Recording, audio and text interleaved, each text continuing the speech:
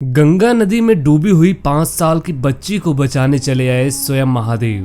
दोस्तों, आज हम आपको एक ऐसी सच्ची घटना के बारे में बताएंगे जिसे सुनकर आप भी हैरान हो जाएंगे। और उससे पहले अगर आप एक सच्चे सनातनी हैं तो कमेंट बॉक्स में हर हर महादेव लिखकर चैनल को सब्सक्राइब करना न भूलें। तो दोस्तों, ये घटना है इंदौर में रहने वाले सुधा और उनकी 5 साल की बेटी रिया की।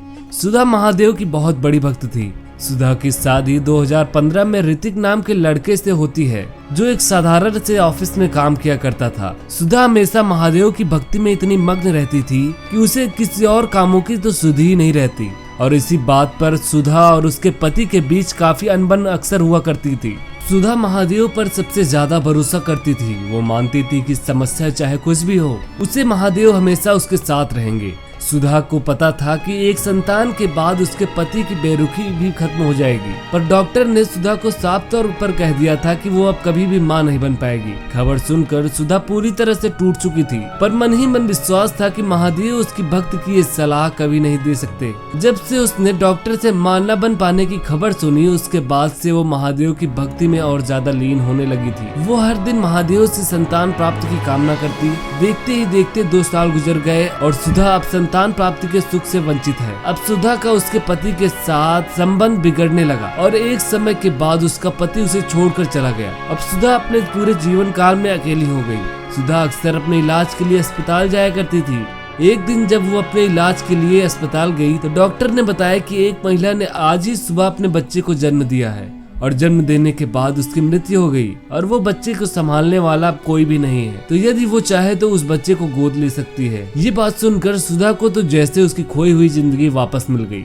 वो तुरंत ही राजी हो गई और कुछ पेपर वर्क पूरा करके बच्चे को अपने साथ ले गई। सुधा ने अपने बच्चे का नाम रिया रखा। अब दोनों एक दूसरे के हमदर्द हो गए।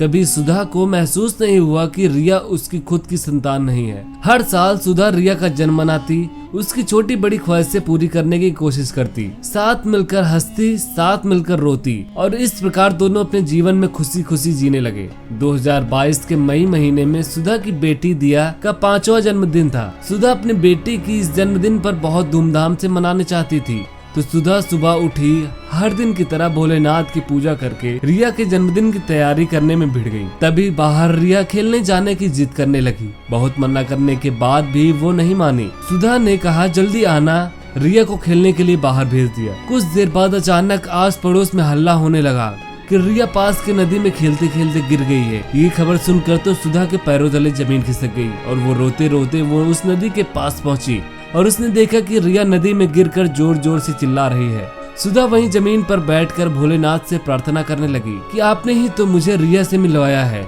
मुझे मां बनने का सुख दिया है और अब आप ही मेरी रक्षा करिए। भोलेनाथ, मुझसे मेरी जिंदगी को दूर मत करिए। सुधा महादेव शिव से प्रार्थना कर ही रही थी, तभी अचानक एक व्यक्ति रिया को बचाने के लिए नदी में तेज से कूद गया और थोड़ी ही देर बाद वो रिया को बाहर निकाल दिया और थोड़ी ही देर बाद वो कहीं गायब सा हो गया। सुधा उसे ढूंढने लगी लेकिन वो कहीं नहीं मिला। दोस्तों, आपको यह घटना कैसे लगी हमें कमेंट करके जरूर बताएं और ऐसी अमेजिंग वीडियोस देखने के लिए चैनल को सब्सक्राइब जरूर करें। हर हर महादेव।